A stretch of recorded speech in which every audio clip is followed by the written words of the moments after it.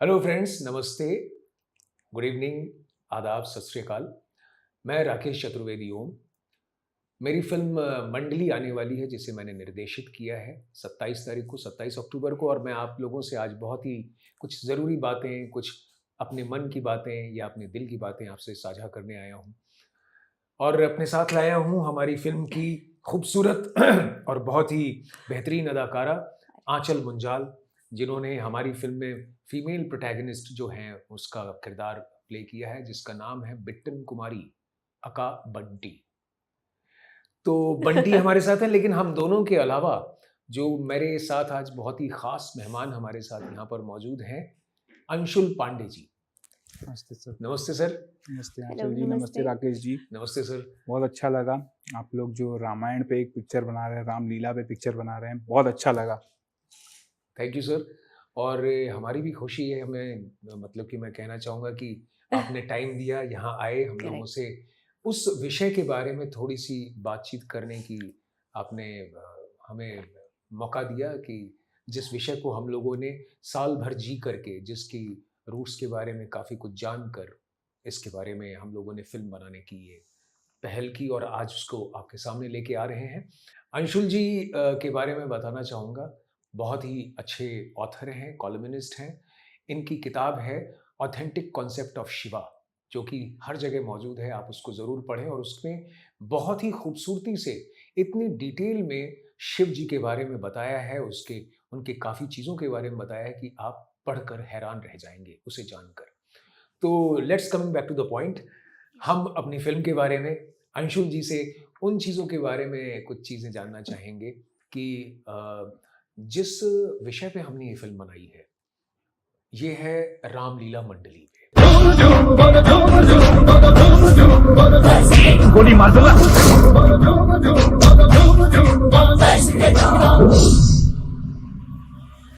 कि छोटे-छोटे शहरों में, नॉर्थ में या हम कहें तो पूरे भारत में अलग-अलग जगहों पर रामायण पे आधारित जो एक नाट्य या यूँ कहूँ कि संगीतमय जो एक नाटक होता है, जो एक ड्रामा, म्यूज़िकल ड्रामा होता है, जो कि रामलीला के नाम से बहुत फ़ेमस है, उस पे हमने उनके कलाकारों के जीवन पर ये फ़िल्म बनाने की कोशिश की है।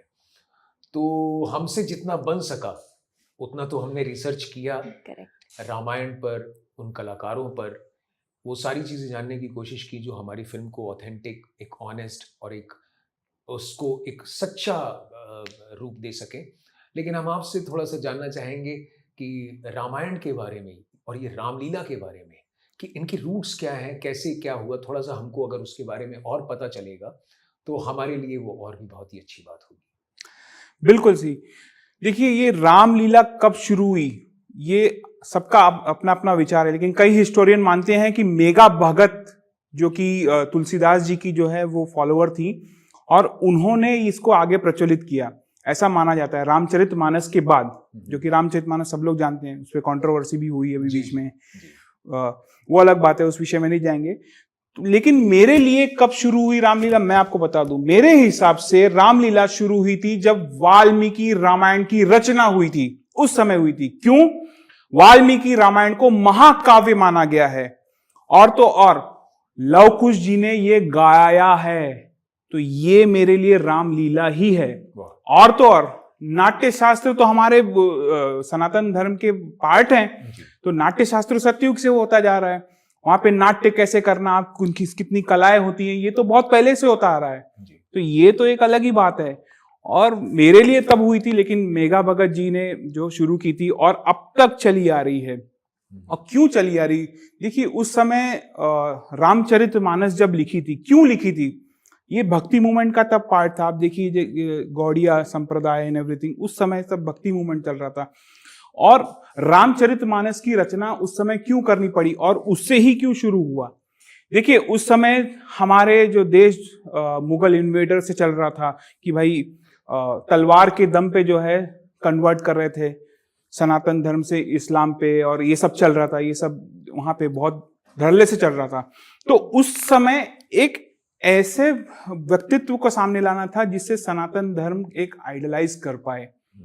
ऑल तो और हमारे तो खैर इतिहास तो बहुत अच्छी बात, शिव जी हैं हमारे पास, कृष्ण जी हैं, लेकिन सबसे बेस्ट माना गया है भगवान राम को। अब भगवान राम को ही क्यों माना गया, उनको ही क्यों आइडलाइज किया? सर, आपको कैसा मित्र हो, राम जैसा हो। भाई कैसा हो, राम जैसा हो। पुत्र कैसा हो, राम जैसा हो। राजा कैसा हो, राम जैसा हो। और तो और शत्रु कैसा हो, राम जैसा हो। शत्रु क्यों वैसा, अब बोले कहीं शत्रु क्यों? एक बार जो रावण के गुप्तचर जो है उनके उसमें घुस गए थे, एक बार छावनी में घुस गए थे, और जो गुप्तचर का काम होता है वो कर रहे थे कि इनका स्ट्रेंथ और वीकनेस क्या है, वो करने लगे। अचानक से घुसे और पकड़े गए। फिर तो उस समय अगर गुप्तचर पकड़ा जाता है तो उसको मृत्युदंड का प्राविधान होता है, मृत्युदंड, उससे कम नहीं होता है। लेकिन जब राम जी के सामने लाए दोनों गुप्तचर को, बताया गया इसको प्राण दंड देना है, सब लोग बोलने लगे, लेकिन राम जी ने बोला हम प्राण दंड नहीं देंगे। मैं आपको, गुप्तचर को बोला, मैं आपको छूट देता हूं कि आपको अगर जो इंफॉर्मेशन मिल गई है अच्छी बात है, और अगर इंफॉर्मेशन चाहिए तो और ले लीजिए, मेरी सेना आपको हेल्प करेगी। ये बोला गया। अब आप बताइए ये ऐसा कौन बोलेगा? बोला मैं तो इसके ऊपर नहीं टिका हूं कि भाई मेरा सत्य की जीत है, सत्य है मेरा, सत्य मेरे साथ है, इसलिए मैं जीतूंगा। आपको जो इंफॉर्मेशन चाहिए वो महाराज सुग्रीव से लेके जामवंत से लेके आपको बता देंगे सब। इसीलिए जो है एक शत्रु भी राम जैसा, एक आदर्श चरित्र चाहिए था हम लोग को। Coming back to the point, एक आदर्श चरित्र चाहिए था। इसीलिए जो है ये तब से प्रचलित हुआ रामायण का। क्योंकि देखिए रामायण से आपको क्या, आप जैसे आप कमिंग टू योर पॉइंट, मंडली जो पिक्चर बन रही है, इससे लोगों को क्या मिलेगा, क्या पार्ट मिलेगा? ये सबसे पहली बात है कि लोग देखेंगे रामायण की तरफ, जो इंटरेस्ट जागेगा। आप ये नाट्य के थ्रू बता रहे हैं, फिर नाट्य के थ्रू वो आप बोल सकते हैं कि भाई आप धीरे शास्त्रों की तरफ जाइए जी। तो इसीलिए लोग पढ़ेंगे। हमारे प्रॉब्लम ये है कि हमारे यहाँ शास्त्र लोग पढ़ना जो है ऑलमोस्ट भूल ही गए हैं। बिल्कुल बिल्कुल। हमारे यहाँ सर जैसे राम का ही एग्जाम्पल ले लीजिए, उन्होंने शास्त्र और शस्त्र दोनों को चूज किया, दोनों का समन्वय रखा उन्होंने। देखिए ऐसा है कि अगर सिर्फ शास्त्र करेंगे आप, तो फिर जो है आप एक स्लोनेस की तरफ चले जाएंगे एंड शक्तिहीन की तरह चले जाएंगे। और ऋषि मुनियों का अलग एग्जाम्पल है, वो अलग है। और सिर्फ शस्त्र करेंगे तो एक आप पशु हिंसक की ओर चले जाएंगे। जैसे इसराइल में और जो फिलिस्तीन में हो रहा है, वो क्या हो रहा है? वहां शस्त्र है, शास्त्र नहीं है। लेकिन हमारा सनातन धर्म आज तक टिका है, इंडियन सिविलाइजेशन आज तक टिकी है। कितने इन्वेडर्स आ गए लेकिन नहीं तोड़ पाए। क्यों? क्योंकि हम लोग ने दोनों का समन्वय रखा, शास्त्र और शस्त्र दोनों का समन्वय रखा जी। इसीलिए राम जी ने भी वही रखा, उन्होंने शास्त्र भी उन्होंने रखा, शस्त्र भी। जहां पे उन्होंने वार्निंग दी, वो अंगद को भी भेजा कई बार। उन्होंने पहले हनुमान जी से वार्निंग भिजवाई, फिर उन्होंने अंगद से वार्निंग भिजवाई, बार बार भिजवाई। वो अलग बात है, उसने नहीं चूज कर पाया Ravan, that is a different thing. भेजी उन्होंने। तो इसीलिए जो है शास्त्र और शस्त्र का कॉम्बिनेशन दोनों है। और सबसे बेस्ट पार्ट है, मैं जो मंडली के बारे में जो ये 27 अगस्त को रिलीज हो रही है अक्टूबर, तो हाँ सॉरी 27 अक्टूबर, तो इसके बारे में मैं बताना चाहता हूँ, बहुत ही सही समय है इसका। क्यों? क्योंकि अब कई लोगों को शायद पता नहीं होगा, लेकिन मैं सच्ची बात बताना मेरा धर्म है। और जो ट्रेडिशन बताया जाता है कि दशहरा को जो है रावण दहन होता है एंड एवरीथिंग, बताया था कि उस दिन रावण मरा था। लेकिन सच्ची बात यह है कि भगवान राम ने जो है नवरात्रि का व्रत किया था इस समय, कल शुरू की थी, और विजयदशमी के दिन जो दशहरा बनाते हैं, उस दिन लंका के लिए कूच किया था। देवी से आशीर्वाद लेके उन्होंने कूच किया था, इसीलिए उसको विजयदशमी बोलते हैं। ठीक है, इसीलिए उसको विजयदशमी बोलते हैं। और उस दिन देखिए जाए तो हमारे पुराणों में मेंशन है कि उस दिन शस्त्र की पूजा की जाती है। तो इसीलिए राम है तो वहां शस्त्र की पूजा होगी। बिल्कुल बिल्कुल, शस्त्र की वही पूजा। ऐसा नहीं कि किसी के निहत्थे या किसी को एक बार वार्निंग दे दो, नहीं माने तो फिर शस्त्र का उपयोग करना पड़ेगा। बिल्कुल।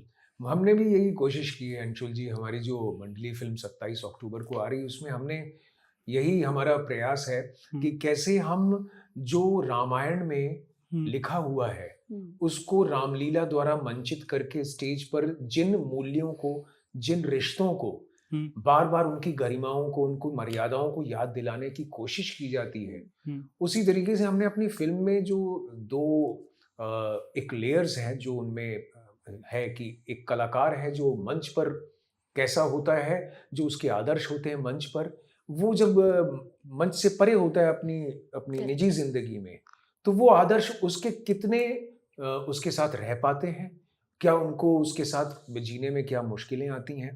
तो ये सारी चीज़ें हमने दिखाने की कोशिश की है।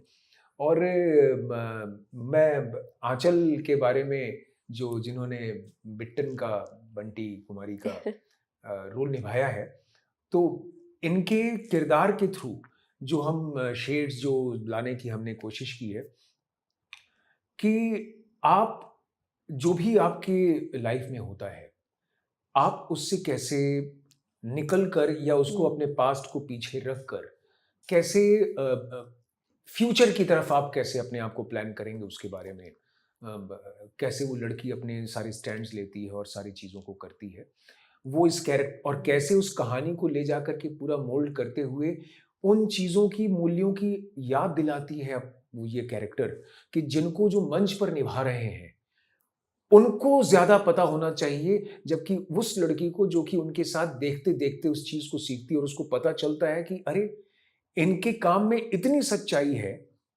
और ये लोग ये चीज़ यहाँ मिस कर रहे हैं आम जिंदगी में, और जो कि ये मंच पर इस तरीके से इसको करते हैं और वो इनकी निजी जिंदगी में कितना मिसिंग है। तो बेसिकली ये हमारी समाज का वो दर्शक वर्ग को रिप्रेजेंट कर रही है जो बाहर से देख रहा होता है उस चीज को, और उसको कैसे अपने मैं चाहूंगा कि थोड़ा सा अपने बारे में, अगर ये मतलब कि मैं तो खैर बता ही रहा हूँ, लेकिन अगर अपने बारे में, अपने किरदार के बारे में थोड़ा सा, बंटी कि इन्होंने कैसे देखा, मैंने इनको कैसे चुना, ये तो मैं जानता हूँ। अच्छा, ये मुझे जानना है। नहीं ये आप बताने के बाद कि ये मुझे जानना है कि एक्चुअली क्या सोच के आपने इस रोल को है, जो ये सवाल मैंने वैसे कभी कभी नहीं पूछा जी, कि क्या हुआ था ऐसा।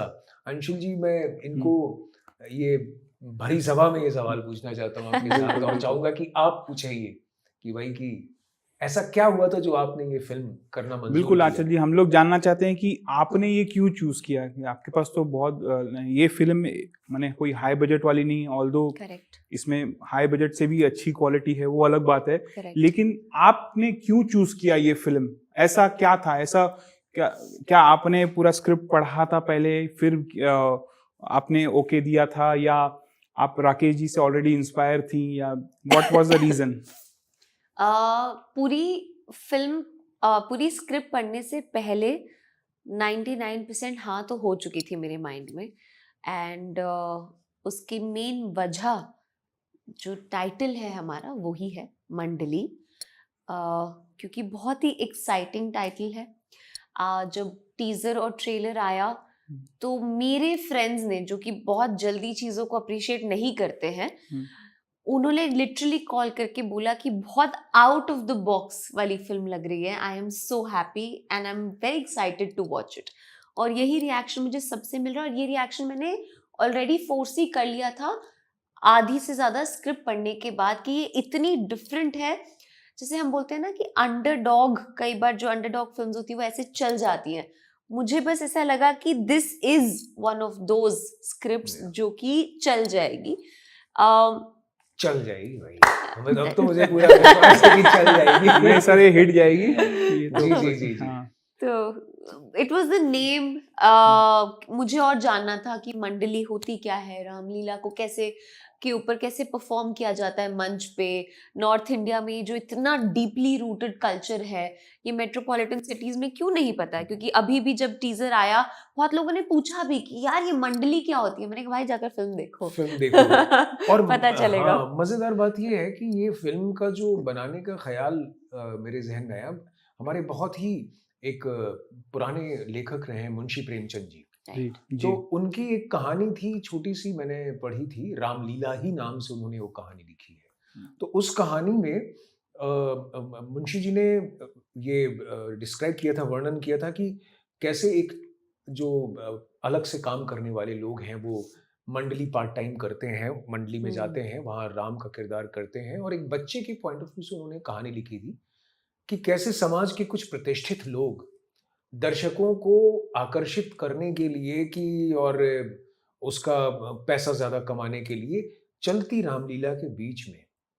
नाच करवाना शुरू कर देते हैं, जो कि एक तरीके से कहा जाए तो ये दूषित करना है एक कला को, और एक उस ऐसी कला को जो कि हमारी संस्कृति, हमारी धरोहर पे आधारित है।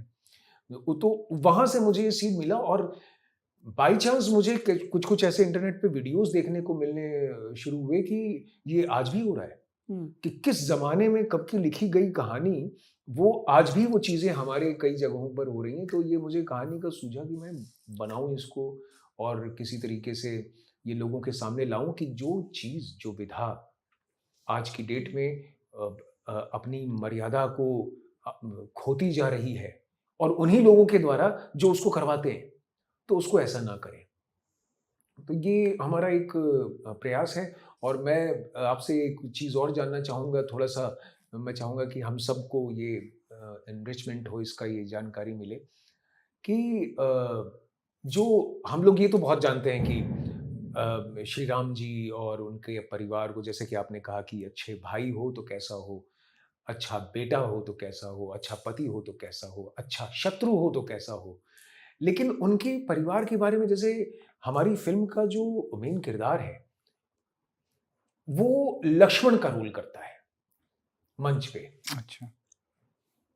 गुण उसमें राम के हैं और नाम है पुरुषोत्तम। तो अब ये तीनों चीजें मैं चाह रहा था कि कैसे अपने किरदार में लाऊं, और ये तीनों चीजें ला करके फिर मैंने उस चीज को कि समाज में हमें अपने परिवार में कैसे रहना चाहिए। तो मैं चाहूंगा कि थोड़ा सा अगर आप और रोशनी डालें कि राम जी और उनसे जुड़े हुए जितने उनके परिवार के सदस्य, उनकी क्या हिस्ट्री है जो और दर्शकों को पता चलना चाहिए, अगर उसके बारे में आप। देखिए, दर्शकों को बताना चाहता हूं कि हम सब जानते हैं कि उनके 4 भाई थे, राम, लक्ष्मण, भरत, शत्रुघ्न, ये सबको पता है। हनुमान जी किरदार हैं, फिर अपने जो भी हैं भालू सेना एंड वानर सेना, वो सबको पता ही है। लेकिन शांता करके उनकी बहन भी है, ये कई लोगों को नहीं पता। शांता का जिक्र जो है वो आपको विष्णु पुराण में दिखेगा, वो आपको वाल्मीकि रामायण में भी दिखेगा।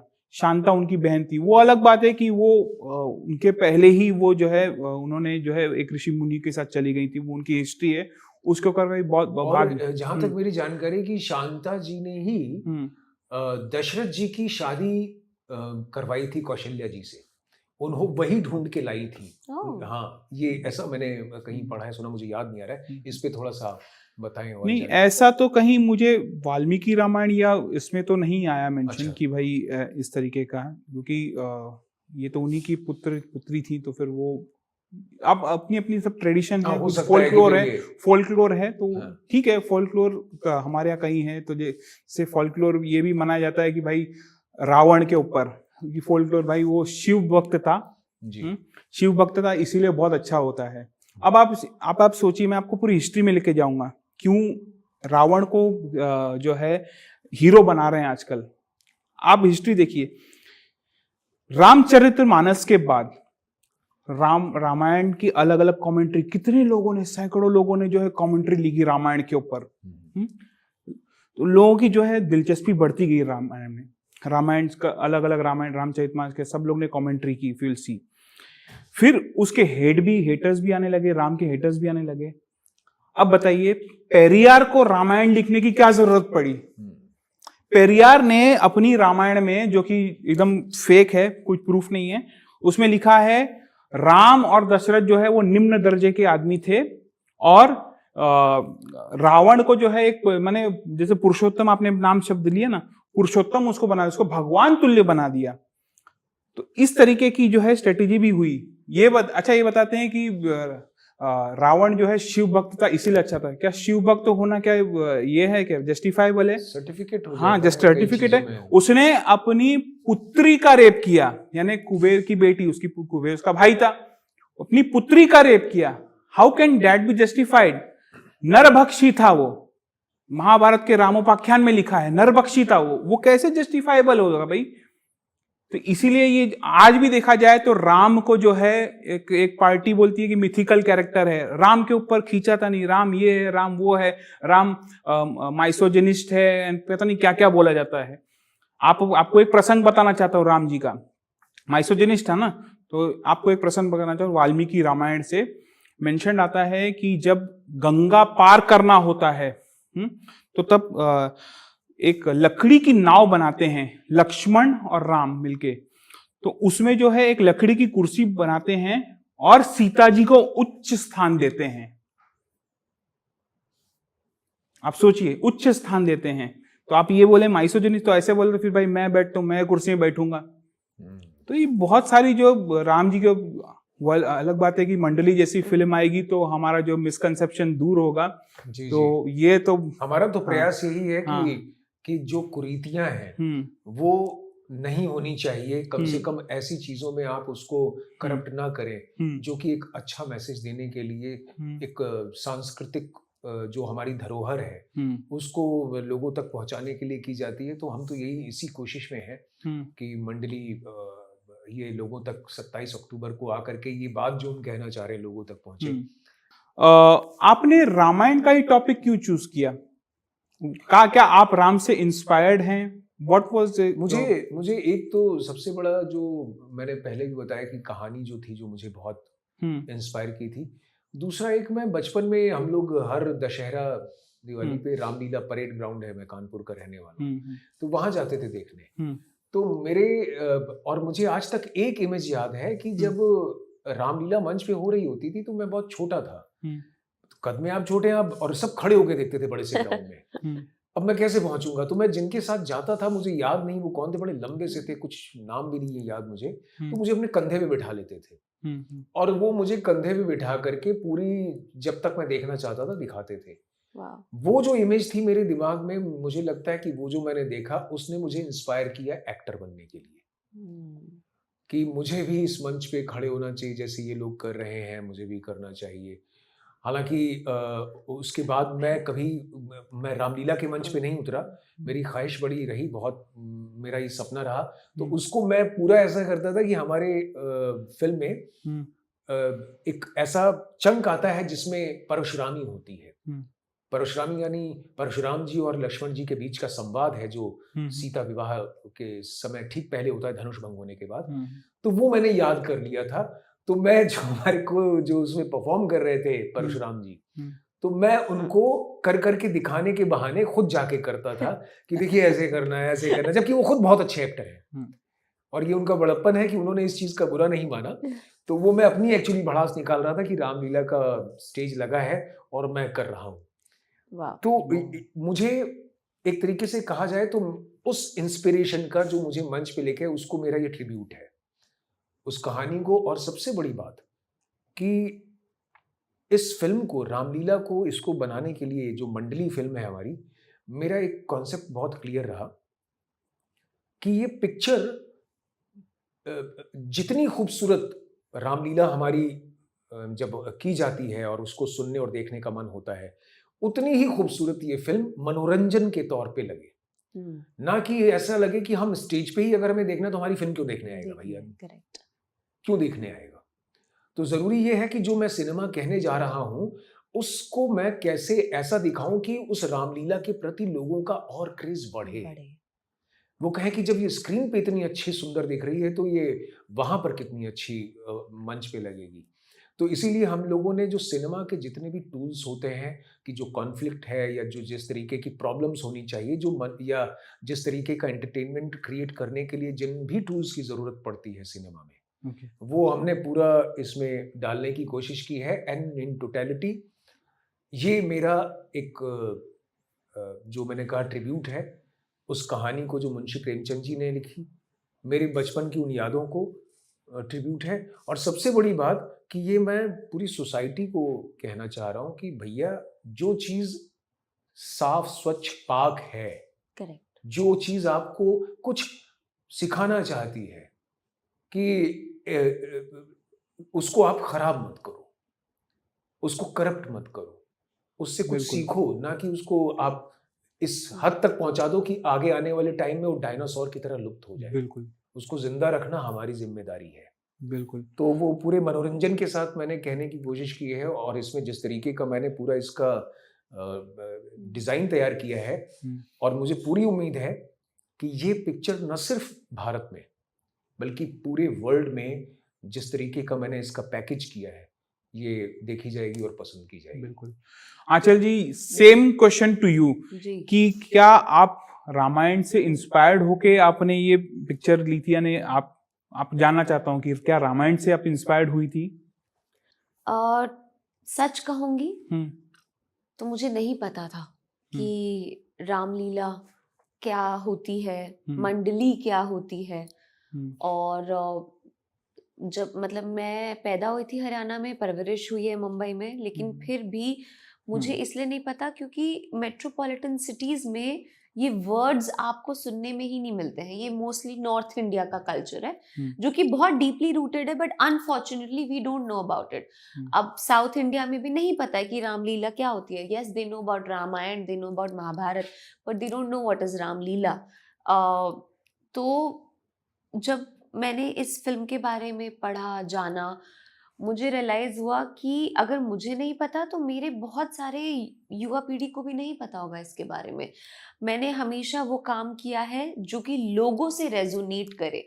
जब बचपन में लोग मुझे बोलते थे आप चाइल्ड एक्टर रहे हो, आपको आपके मानसिक स्थिति पे क्या गुजरी होगी सास बहू ड्रामा करना, तो आई वाज लाइक नहीं, कुछ नहीं गुजरा, क्योंकि मैंने बचपन में जो शोज किए उनका नाम था परवरिश, जहां पर आप एक सेट से दूसरे सेट पे जाते थे और जैसे आप अपनी नॉर्मल जिंदगी में जीते हो वैसे ही वहां जीकर आते थे, लोगों को इंस्पायर करते थे, लोगों को बताते थे कि परवरिश क्या होती है, फैमिली में कैसे जीते हैं। तो कोई सास बहू और ड्रामा नहीं था। उससे मुझे एक चीज रियलाइज हुई कि मुझे वैसा टाइप का सिनेमा करना है जहाँ पे लोग मुझसे रेजोनेट कर पाए, चाहे वो बच्चा हो, चाहे वो नॉर्मल यूथ हो, चाहे वो बड़े बुजुर्ग हो, सब मुझसे मेरे काम से कनेक्ट कर पाए। एंड मंडली ही एक ऐसा टॉपिक था जो मुझे नहीं पता, तो I wanted to do it ताकि बाकियों को भी पता चले, मैं एक माध्यम बन सकूं कि वो एक मेट्रोपॉलिटन सिटीज में ये फिल्म वहां तक पहुंचे और लोगों को इसके बारे में पता चले। तो एक और नेक्स्ट सवाल है आपसे, जी क्योंकि ये रामलीला रामायण से जुड़ी है, जी तो मैं चाहता हूं कि खैर राम तो सबके ही फेवरेट हैं, जी। राम के अलावा आपका फेवरेट कैरेक्टर कौन है रामायण में और क्यों?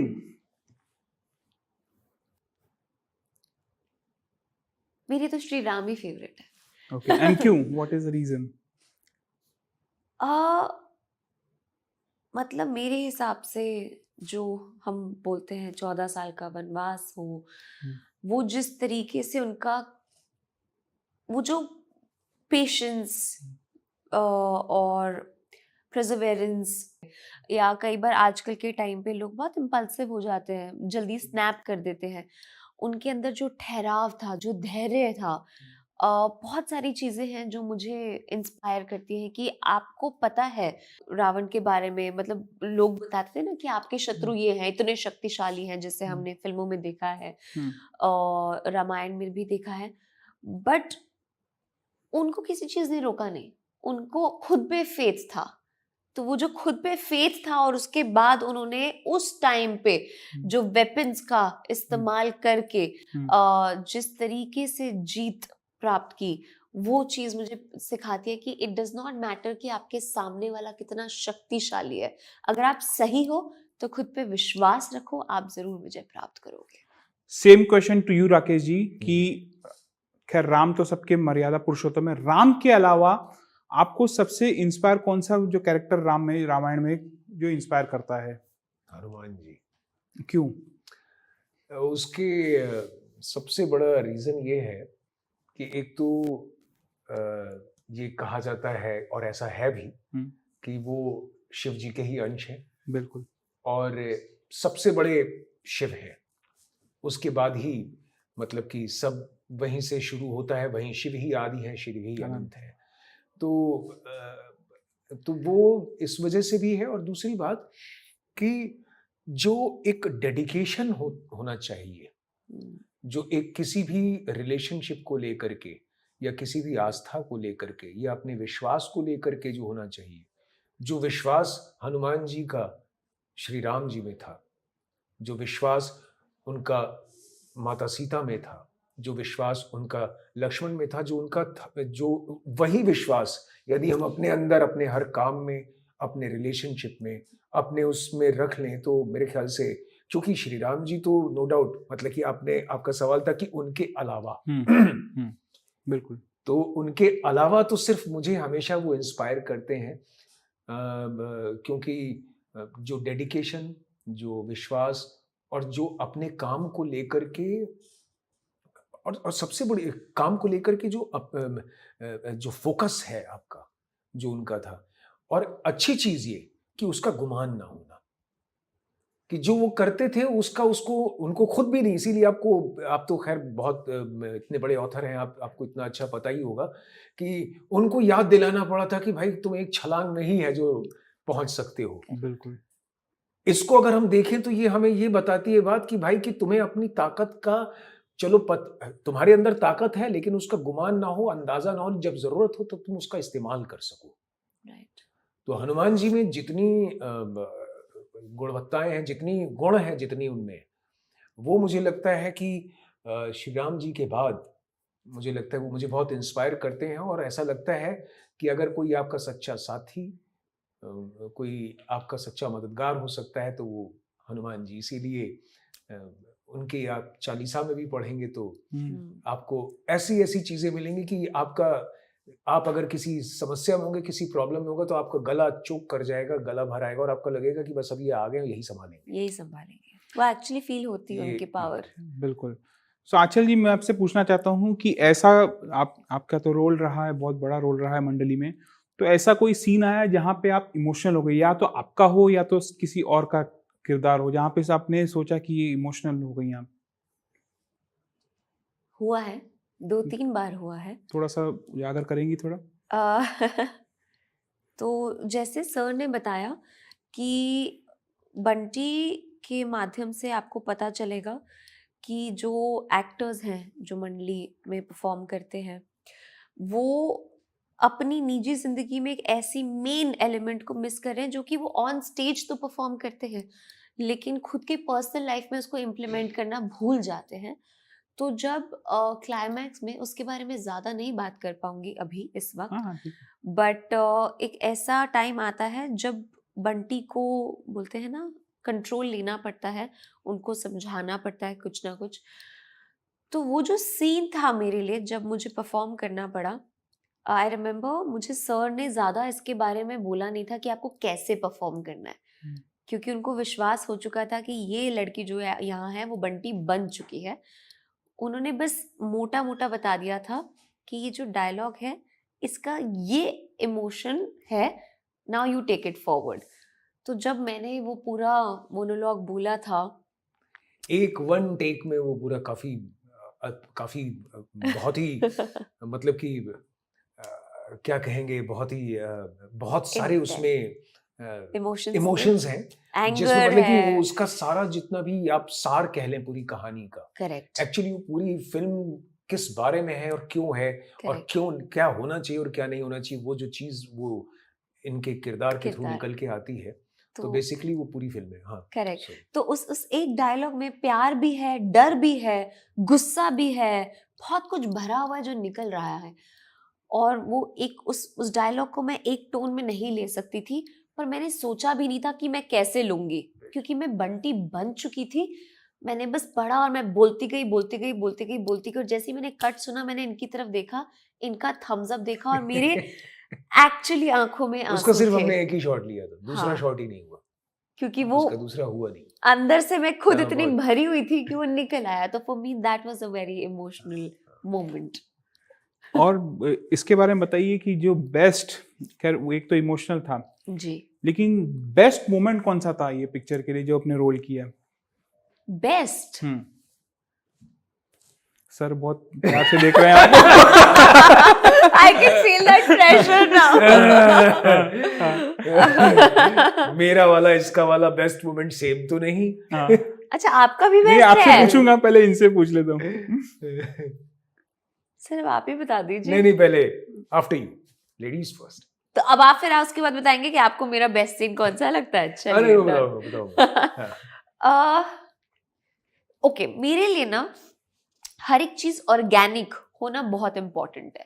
कोई भी मुझे जब पूछता है कि इस किरदार के लिए आपने क्या मेहनत की, क्या ढलने के लिए क्या क्या किया, तो मुझे ऐसा लगता है मेहनत एक बहुत ऊपर का वर्ड है। आप किरदार के बारे में पढ़ते हो, if you are lucky enough to get a director like him, then you have amazing workshops, और जब तक आप सेट पे पहुंचते हो आप वो किरदार बन चुके होते हो। मेरे लिए सबसे बड़ा टास्क था किचन में घुसना, और ये सर को पता है, क्योंकि इसमें कोई ऐसे प्राउड होने की बात नहीं है, शर्म वाली बात है, पर मुझे जब तक मैंने ये फिल्म की उससे पहले तक पानी भी उबालना नहीं आता था।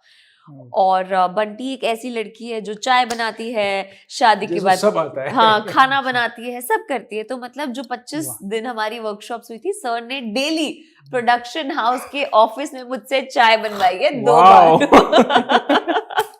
जैसे ही हीरोइन लगता चाय था बना रही है गाइस।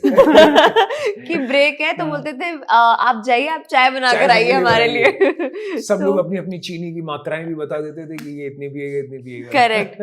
तो मेरे लिए जिस दिन हमने एक सीन शूट किया था जहां पर जो मेरे पार्टनर है पुरु, वो मुझसे बात कर रहे हैं, वो किचन के उस तरफ है, मैं किचन के इस तरफ हूँ, और मैं उनसे बात कर रही हूँ, और एक्चुअली मैं सब्जी काट रही हूँ, और मैं कुकर में कुछ कर रही हूँ, और मैं ये कर रही हूँ, मैं वो कर रही हूँ, और मैं इट्स अ कॉन्वर्जेशन जहां पर मैं उनको सुन रही हूँ, खाना भी बना रही हूँ, और मैं जो बोलने की कोशिश कर रही हूँ, मुझे ऐसा लग रहा है कहीं उन्हें हर्ट ना हो जाए, मैं इनडायरेक्टली बोलती हूँ, और वो सब कैलकुलेशन भी हो रहे हैं। जब मैंने अपने आप को मॉनिटर में देखा तो मैंने कहा वाह बेटा, कोई नहीं बोल सकता कि तू किचन में अभी गई है। वो जो एक धर्म पत्नी वाला जो अंदर आ जाता है ना कि ऑर्गेनिकली ये भी हो गया, चौंक भी लगा दिया, ये भी कर दिया, वो दिख रहा था मेरे अंदर, and that day I was proud of my self. तो मेरे लिए वो बेस्ट था। अब आप बताइए, अब आपकी same chance question to you sir. मेरा तो सबसे बेस्ट मोमेंट था जिस दिन ये मिली और फाइनल हुई। उस दिन से मेरा बेस्ट मोमेंट शुरू हो गया था। That was the end honestly I am telling you कि मैं ये हमेशा बोलता हूँ कि जिस दिन बंटी के रोल में ये फाइनल हुई, the day she came and जिस तरीके से इसने सीन रीड किया और एक छोटी सी परफॉर्मेंस दी, मैंने कहा हो गया काम, जय श्री राम। जय Shri Ram. Thank you sir. उस दिन वो मेरा सबसे बेस्ट मोमेंट था। Thank you. और उसके बाद तो फिर सब अच्छा ही हुआ, मुझे लगता है। सर मैं आपसे एक और क्वेश्चन पूछना चाहूंगा। जी सर।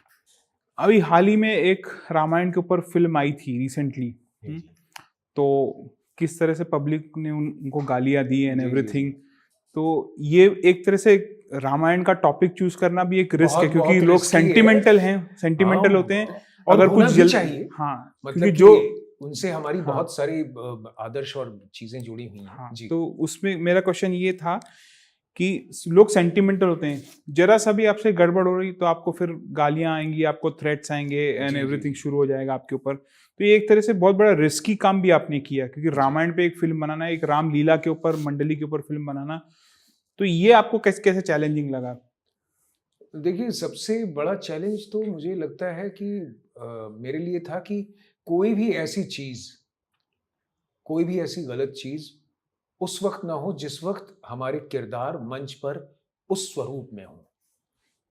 यानी राम लक्ष्मण या सीता जी या उस स्वरूप में जब हमारे किरदार हों, तो कोई भी ऐसी चीज ना करे जो कि किसी के सेंटिमेंट्स को, क्योंकि मेरे खुद के सेंटिमेंट्स हर्ट होंगे उससे।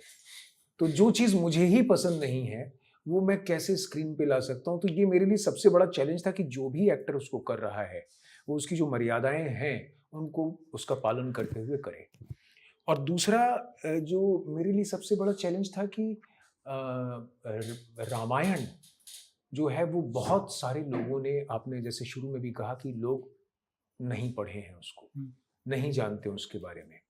और जिस रामायण पे हमारी ये रामलीला आधारित है, आपको हैरानी होगी कि वो नेपाल के राइटर ने लिखी है, लेखक ने, और हिंदी और उर्दू मिक्स्ड है।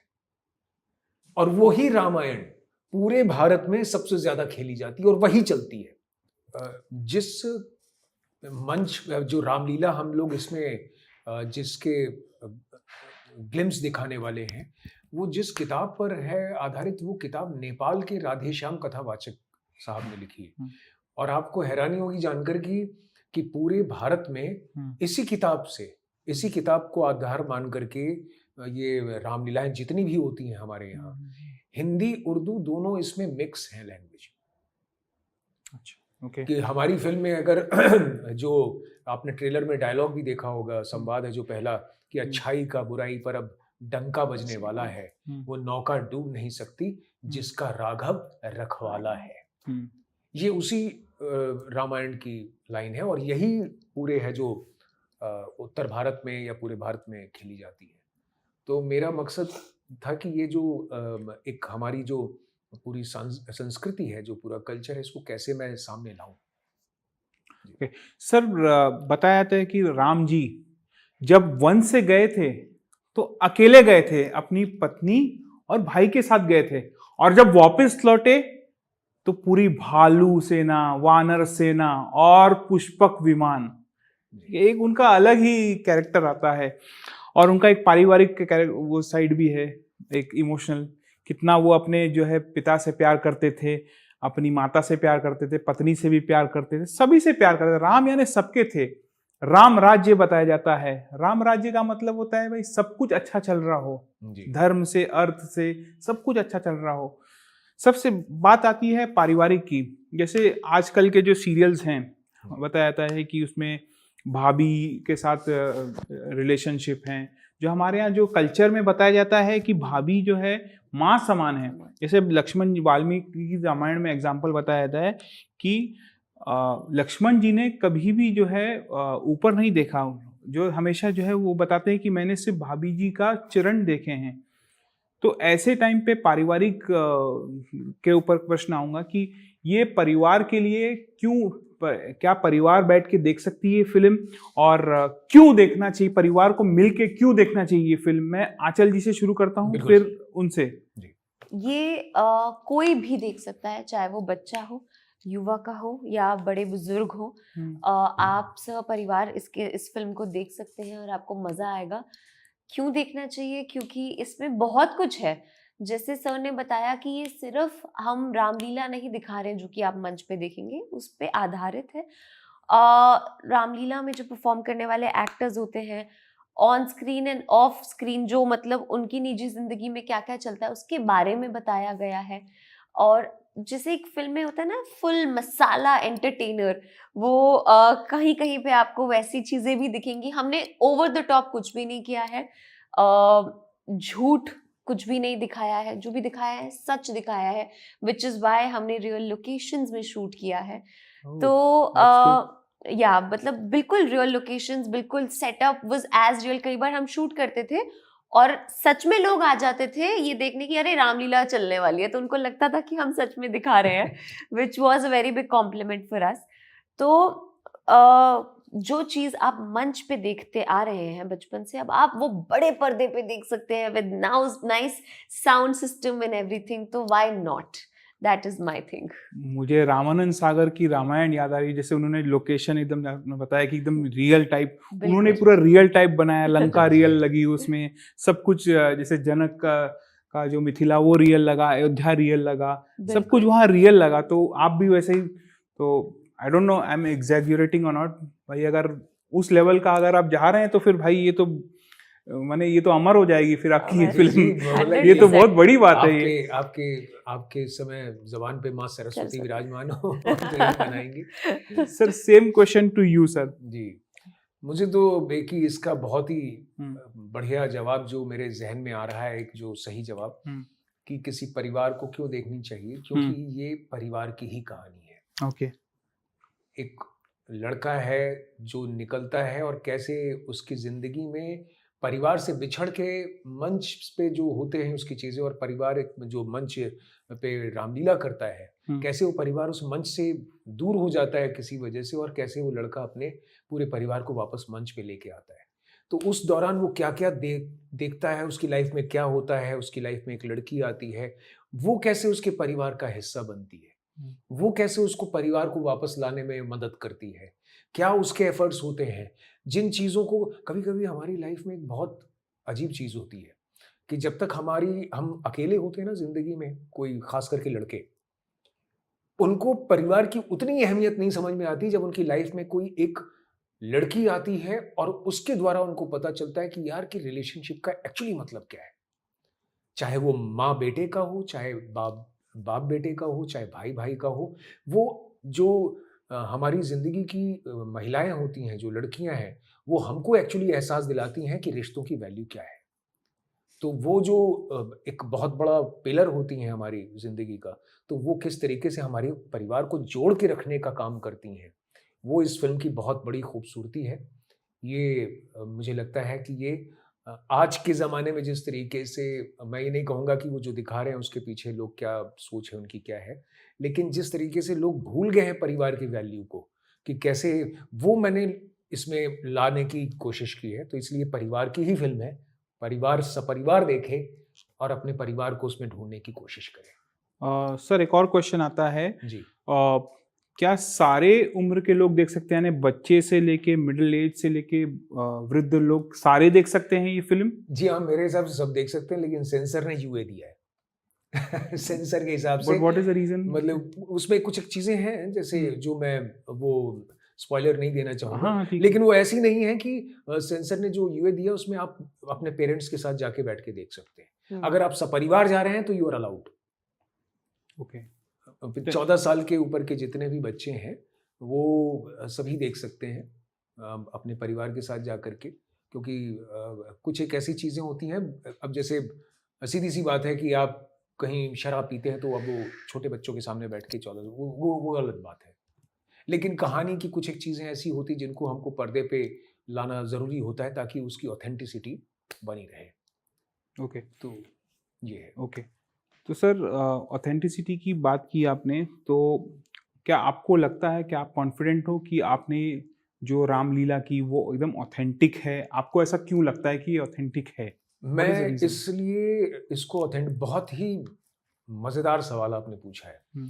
हमारी पूरी हिंदी फिल्म इंडस्ट्री में जहाँ तक मेरी रिसर्च है और जहाँ तक मैंने इसके बारे में पता किया है, कुल जमा 6 या 7 फिल्में ऐसी हैं जिनमें रामलीलाओं का ज़िक्र है या उनके बारे में छोटी-छोटी चीज़ें दिखाई गई हैं। और उनकी कहानियों की वजह से जो एक्चुअली जो बहुत ही रियल रामलीला होती है, मैं ये नहीं कहूँगा कि वो उसको नहीं दिखाना चाहते थे, लेकिन उनकी जो कहानी की डिमांड थी वो उस तरीके से उसको पर्दे पे नहीं वो लाए हैं जैसी कि एक्चुअली होती है। जो उसका रॉ कह लें हम, उसका जो होता है और जो उसकी खूबसूरती होती है कि जो आप दोहा चौपाई को सुनते हैं, जो संवाद होते हैं, जिस तरीके के, जैसे कि मैंने बताया आपको कि अच्छाई का बुराई पर अब डंका बजने वाला है, वो नौका डूब नहीं सकती जिसका राघव रखवाला है। तो अब इस 2 लाइन में ही इतना जोश है और इसमें ऐसी कोई शब्द नहीं है जो आपको समझ में ना आए। करेक्ट।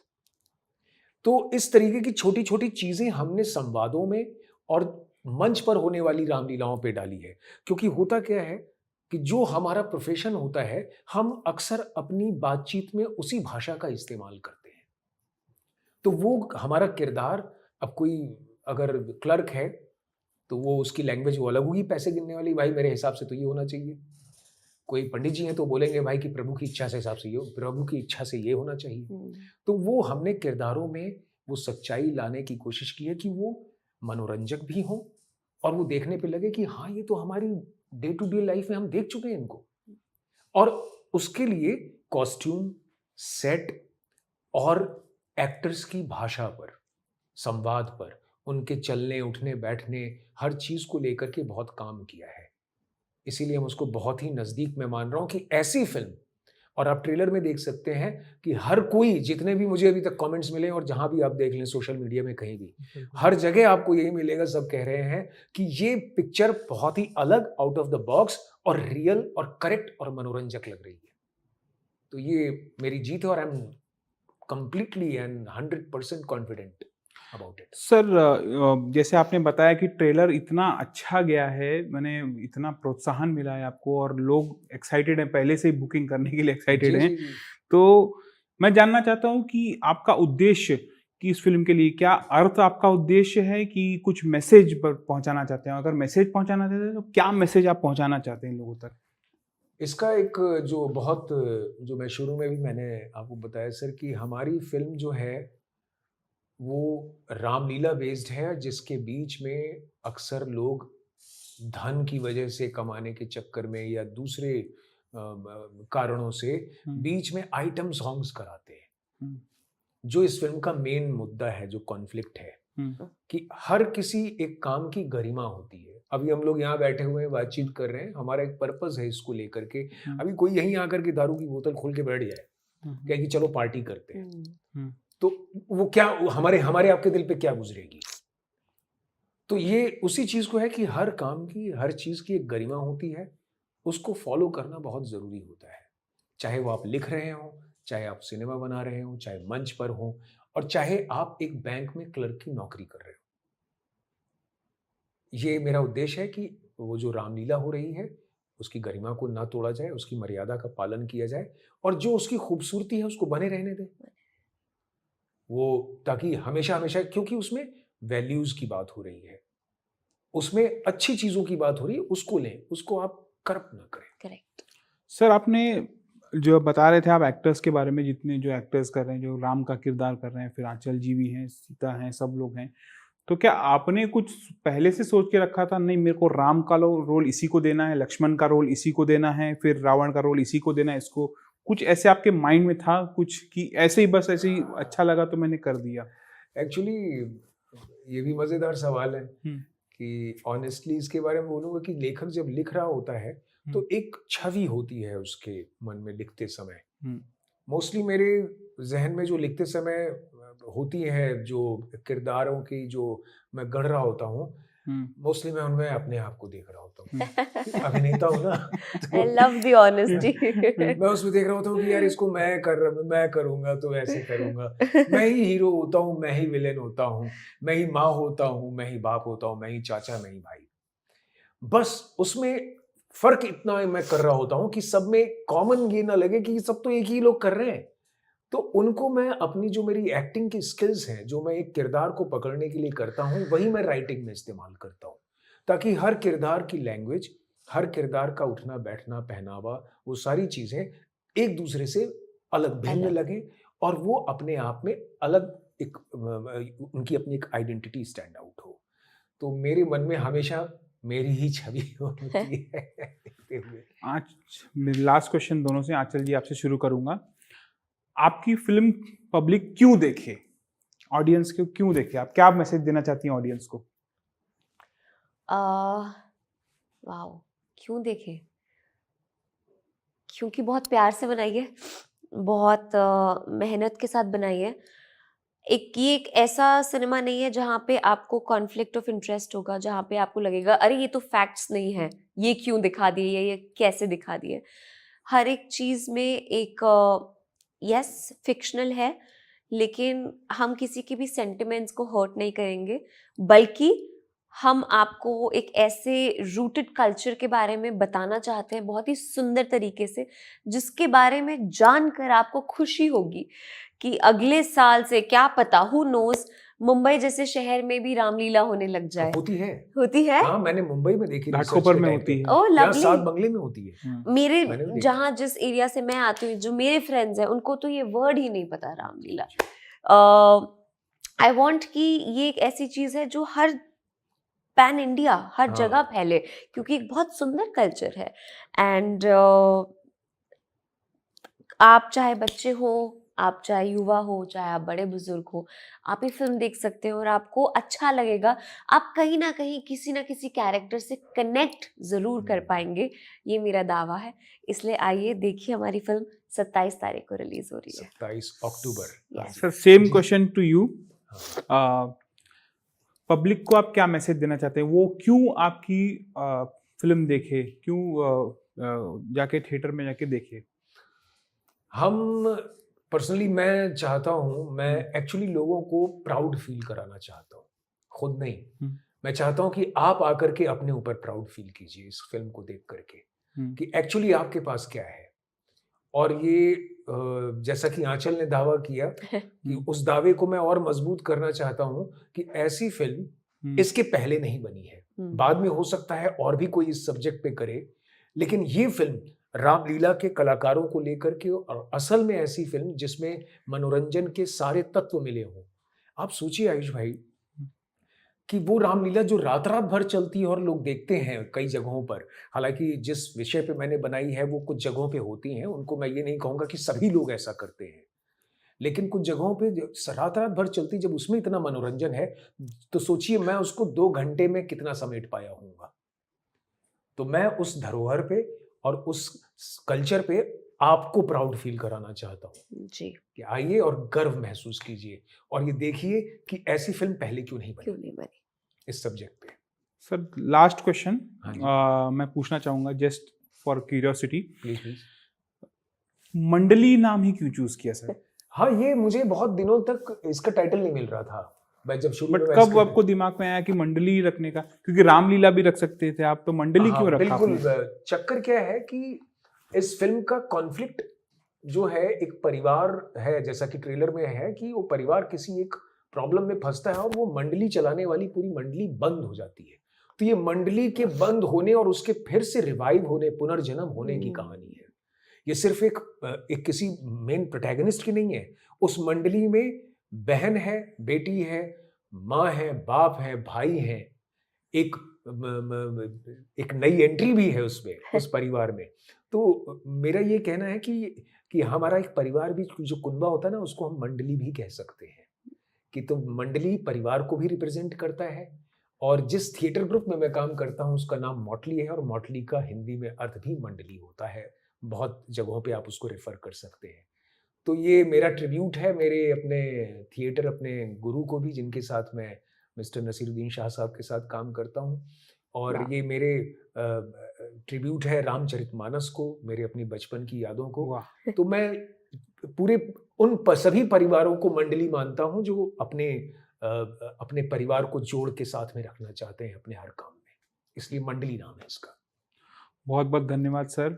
Thank मैं you. चाहता हूं कि सभी लोग जो है परिवार सहित जाएं और इस मूवी को देखें। मैं चाहता हूं कि सह परिवार आप जाएं और उस मूवी को देखें और ज़रूर फीडबैक भी दें सर को।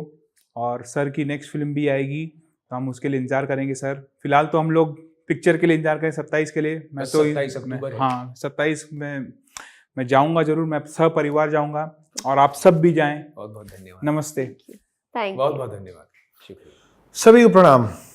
नवरात्र चल रहे हैं, 2023 का साल है। नवरात्र 9 दिन के बाद विजयदशमी यानी दशहरा। दशहरे के बाद क्या आता है? दशहरे के 20 दिन बाद आता है दिवाली। क्यों मनाते हो दिवाली? रावण दहन के बाद, क्योंकि उस दिन राम पहुँचे थे अपने घर अयोध्या।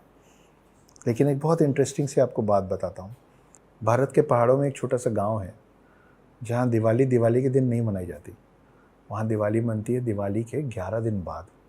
नहीं, मैं 11 की बात नहीं कर रहा हूँ।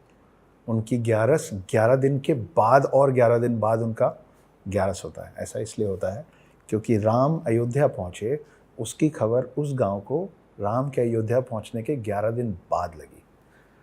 वो आज तक उस प्रथा को निभा रहे हैं और वो आज भी दिवाली के 11 दिन बाद दिवाली मनाते हैं।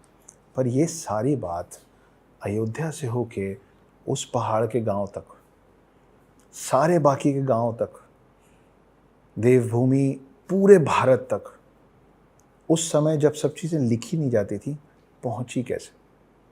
वो पहुंची मंडली के द्वारा, रंगमंच के द्वारा, जहां लोग स्टेज पे खड़े होते थे और पूरे रामायण में क्या हुआ था उसका वर्णन होता था एक्टिंग करके। उसको हम मंडली कहते हैं। बहुत सारी बातें करेंगे, लेकिन आज का जो शीर्षक है ना, वो आप ये मान के चलिए कि मंडली है।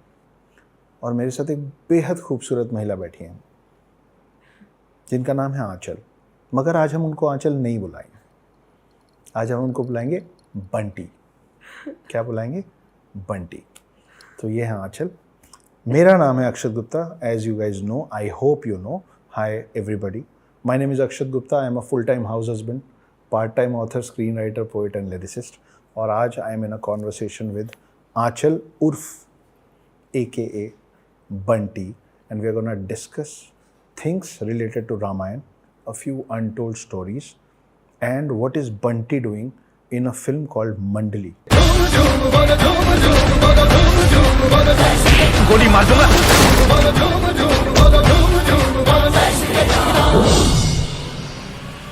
हाय आंचल। Hello sir, how are you? Good evening. Good evening. Navratri चल रही है और ऐसा लग रहा है कि बस आप यहाँ से उठ के ना सीधे गरबा खेलने जाने वाली हैं। वही प्लान है. वही प्लान है। For real. बेहद खूबसूरत लग रही हैं आप। Thank you. तो बताइए कि मंडली क्या कहानी है, मंडली क्या होती है। वैसे लोगों को पता है, लेकिन हम मान के चल रहे हैं कि कई ऐसे भी लोग होंगे जो बिल्कुल यंग होंगे, जेनजीज होंगे, जिनको मंडली शब्द कहाँ से शुरू हुआ था और किस लिए बोला जाता है, मतलब जी. किसको डिनोट करके मंडली की बात की जाती है, जी. वो क्या होता है। अभी आपने एक पूरी फिल्म की है मंडली के नाम से, तो जी. Please help us out with this information.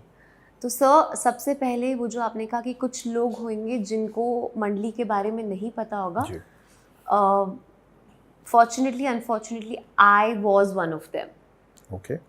क्योंकि मेरी पैदाइशी हरियाणा की है, लेकिन मेरी परवरिश मुंबई में हुई है, तो मुझे रामलीला, मंडली, ये सब क्या होते हैं, मुझे इन वर्ड्स और टर्म्स के बारे में पता ही नहीं था.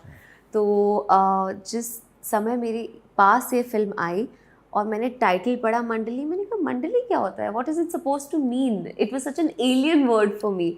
एंड तब मेरी मुलाकात हुई मेरे डायरेक्टर राकेश चतुर्वेदी ओम सर से, एंड उन्होंने मुझे एक जिस्ट दिया अबाउट मंडली, एंड उन्होंने स्क्रिप्ट के नुआंसेस बताए, and I was like, I got very excited. I said कि ये एक कल्चर है नॉर्थ इंडिया में जिसके बारे में मुझे तो क्या, बहुत सारे मेरे दोस्तों को भी नहीं पता है, मेट्रोपॉलिटन सिटीज़ में बहुत लोगों को नहीं पता है. एंड आई रियलाइज़ कि मुझे ये फिल्म करनी है because yes, a the script is amazing, बी सबको पता चलना चाहिए एक ऐसे कल्चर के बारे में which is so rooted in our culture. तो इसलिए मैंने ये फिल्म की, एंड आई एम ग्लैड कि मैंने की. मंडली के बारे में तो मैं क्या बोलूँ. वैसे आपने ट्रेलर देखा? जी। आपको ट्रेलर कैसा लगा? तो मैंने ट्रेलर देखा, मुझे ट्रेलर देख के कुछ चीज़ें समझ में आए, उसको मैं जितने संक्षिप्त तरीके से रख पाता हूँ, हाँ जी. मैं कोशिश करता हूँ. हाँ जी.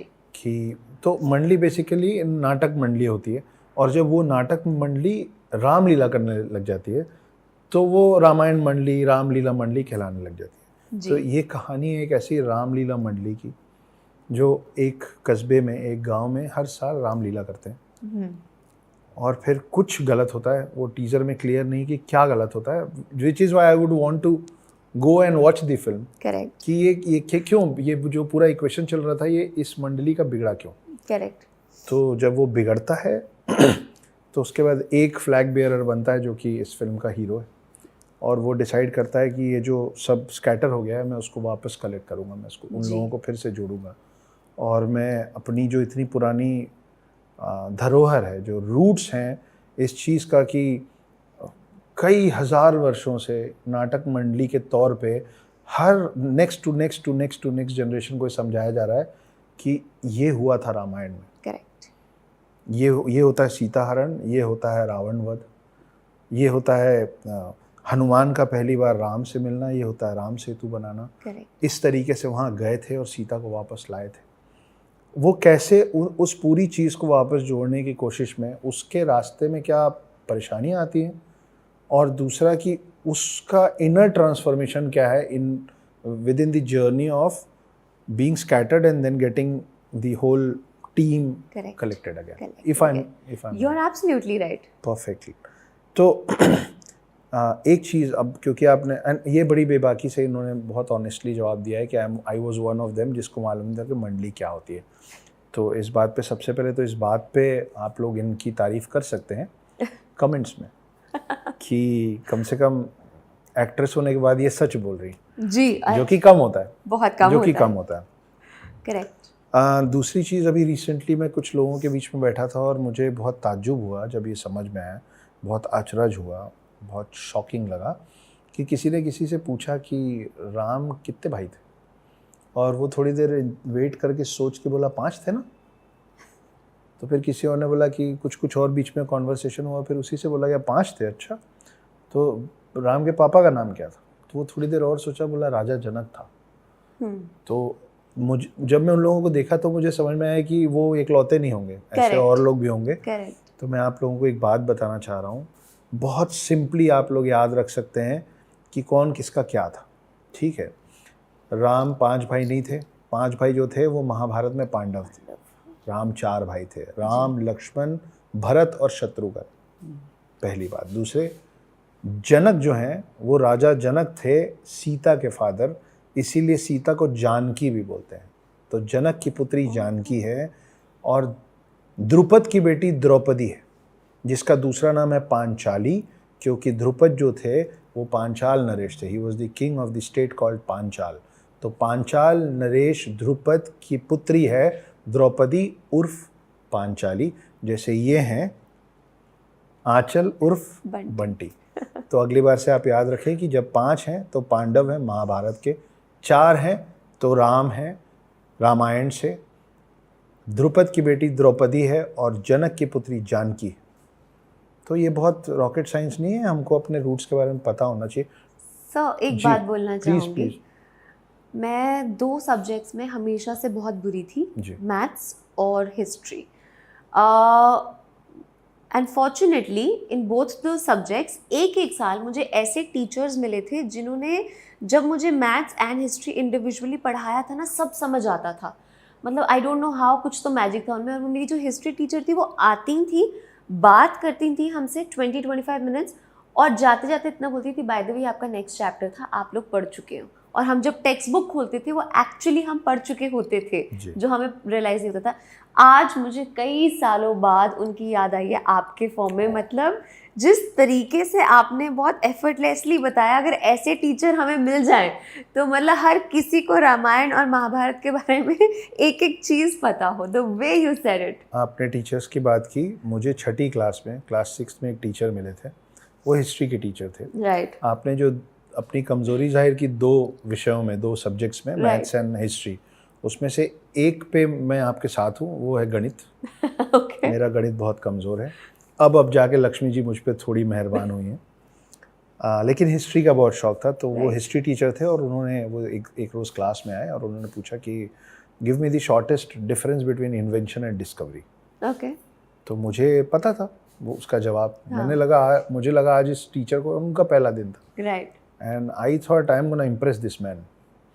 तो मैंने वास्को डी गामा से लेके और ग्राहम बेल से लेके और न्यूटन से लेके और सब कुछ बोल दिया। ठीक है, कि इन्वेंशन एंड डिस्कवरी। तो उन्होंने बोला शॉर्टेस्ट। तो बैठा दिया उन्होंने। दूसरे लोगों ने जवाब दिया, मुझे लगा this man is not convinced, I want to try again. मैंने दूसरी बार कोशिश किया, फिर मैंने 4-6 और भारी भारी नाम दे डाले, तो बोले शॉर्टेस्ट, सिट डाउन। जब मैंने तीसरी बार हाथ उठाया तो वो बैकफायर हो चुके थे। तो उन्होंने बोला stand up, what is your name? तो मैंने बोला सर अक्षत गुप्ता। क्लास 6 में थे, बड़ा खुश होके कि यार सर ने नाम पूछा, मतलब अब इम्प्रेस्ड है। सर अक्षत गुप्ता। तो उन्होंने बोला you know what Akshat, your father discovered your mother and invented you, sit down. So that in my life is the shortest difference between invention and discovery. और अब आ जाते हैं अच्छे टीचर्स पे। हाँ जी। तो मैं अभी 1-2 दिन पहले ही सोच रहा था कि ठीक है, अंग्रेज़ी सबका सीखना ज़रूरी है जी। Thankfully we have come from such schools that we have got decent English to you know have a conversation with anybody in the world. Correct. पर आपको ऐसा नहीं लगता कि हम लोग अगर अल्फ़ाबेट भी सीख रहे हैं तो इंग्लिश सीखना अपने कल्चर के साथ भी तो हो सकता है? हाँ जी। मतलब हम ए फॉर एप्पल की जगह ए फॉर ऑलमाइटी सीख सकते हैं, बी फॉर बॉल की जगह बी फॉर बिलीव सीख सकते हैं, सी फॉर कैट की जगह सी फॉर कल्चर सीख सकते हैं, डी फॉर डॉग की जगह डी फॉर धर्मा सीख सकते हैं, करेक्ट। ई फॉर एलिफेंट की जगह ई फॉर एक दंत सीख सकते हैं। वाओ। है ना? और फिर ऐसी जब आप आगे आएंगे तो अगर वो हमको जी फॉर गॉड सिखा रहे हैं, करेक्ट, तो गॉड तो गॉड ही है ना। करेक्ट। तो फिर हम अपने कल्चर को साथ रख के जी फॉर गॉड की जगह बी फॉर भगवान क्यों नहीं सीख लेते, या ए फॉर अल्लाह क्यों नहीं सीख लेते? करेक्ट। तो ये अभी रिसेंटली 1-2 दिन पहले मैं सोच रहा था, तो ऐसे बहुत सारी चीज़ें हैं कि जी फॉर गोट टू स्लॉटर क्यों सीख रहे हैं हम लोग, जी फॉर गुरु टू रिस्पेक्ट क्यों नहीं सीख लेते? एब्सोल्युटली। है ना? तो टीचर सही होने बहुत ज़रूरी है। मंडली के बारे में कुछ और बताइए। आप पूछिए, हम बताएंगे। क्या किरदार है आपका? सच कहूँ तो मतलब इस फिल्म से एक्चुअली मुझे पता चला कि एक औरत के कंधों पर बहुत जिम्मेदारियाँ होती हैं, एंड रियल एंड रील दोनों लाइफ में, ओके एज आंचल भी एज बंटी भी। जब कहानी शुरू होती है तो बंटी बहुत ही बिंदास लड़की है, जी leader of the group, has a group of 3 girls, मतलब she is the third one, बाकी दोनों फॉलो करती हैं। तो एक अलग ही रुतबा है, किसी के सामने झुकना नहीं, मॉम डैड के सामने भी अगर रहती है, मतलब थोड़ा सा वो एक होता है ना, एक थोड़ा चौड़, जी वो अंडरलाइन चौड़ है उसमें, right until she meets a guy and who says कि he has fallen for her। अब लड़कियां कैसी होती हैं ना कि मतलब आप थोड़ी सी वो प्यार दे दो तो वो तो पूरा ऐसे झपट्टा मारना चाहती हैं। तो little did Bunty know she is one of them. Bunty को जब पता चला कि अच्छा सामने वाला प्यार करता है, एंड उसने सोचा कि चलो ठीक है ट्राई करते हैं, क्योंकि फीलिंग्स तो हैं ही, तो अगर उसको 1% है तो बंटी को 100% हो जाता है कि मतलब वो फैमिली से भिड़ने के लिए तैयार है, वो सब करने के लिए तैयार है। टीज़र एंड ट्रेलर में एक नुआंस ये भी है कि वो पुरु को बोल रही है कि पैसे से ज़िंदगी चलती है Lakshman ji. There is a tiff between having her partner go for his dreams and घर चलाना, कि मेकिंग टू एंड्स मीट, या तो आप घर चला सकते हो या आप अपने पार्टनर को प्रोत्साहित कर Support सकते हो कर कि आप जाओ अपने सपने जियो। तो वो उस कश्मकश में है from somebody who is very care free, मतलब उसको फ़र्क ही नहीं पड़ता, to actually being a girl who has to control her household, take care of the finances, take care of everything, partner को सपोर्ट भी करना है, उसके अगेंस्ट भी नहीं जाना है, लेकिन ऑफ कोर्स सब कुछ संभाल कर आगे भी चलना है।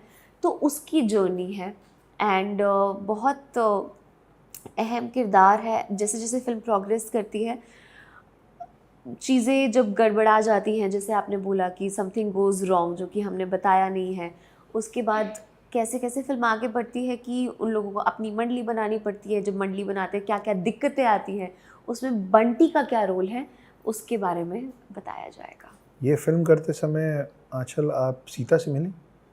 सीता अपने किरदार के बीच में कहीं सीता से मुलाकात हुई आपकी?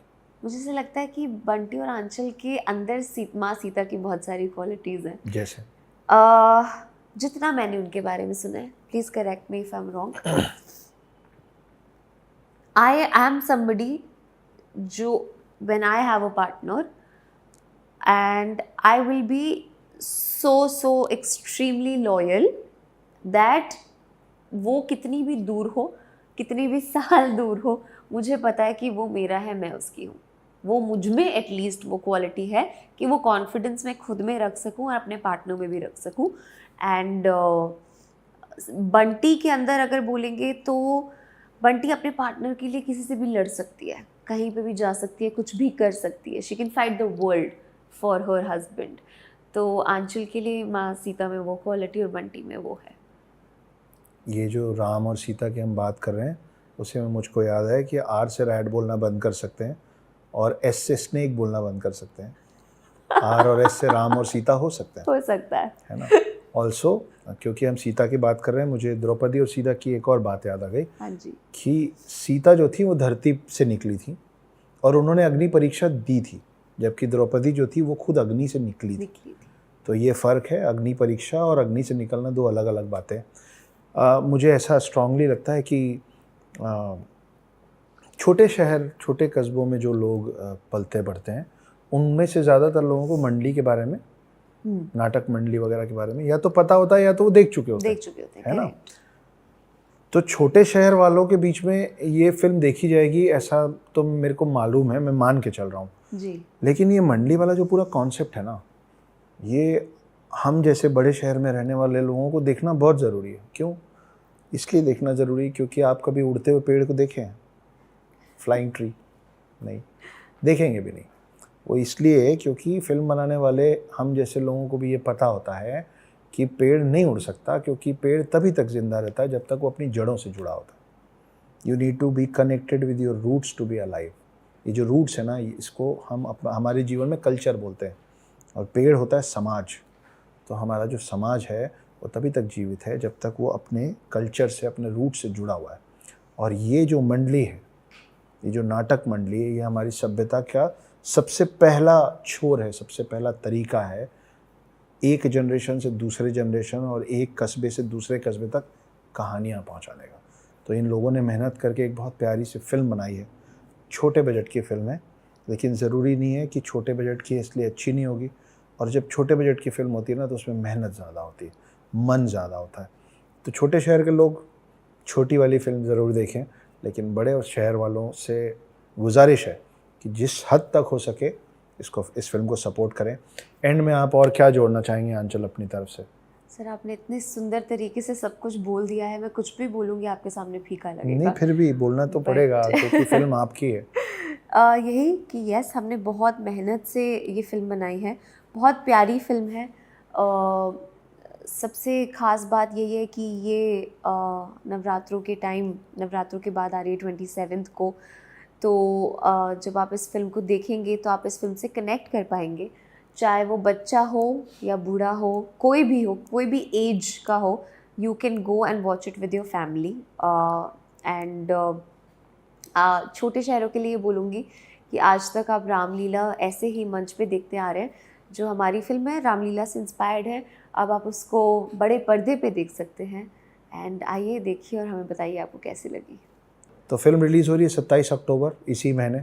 जाइए, ढूंढ के देखिए। और आपके जो बड़े बुजुर्ग हैं ना घर में, माता पिता, वो लोग, सबको पता है मंडली क्या है, अब उनको देखने नहीं मिलता। उनको एक गिफ्ट दीजिए, उनको ले जा के मंडली दिखाइए। थैंक यू सो मच हम दोनों को इतनी देर सुनने के लिए। और आपकी और मेरी भी फिर से मुलाकात होगी और हम तो मिलते ही रहते हैं। Thank you. दिल में बसे जो तेरे राम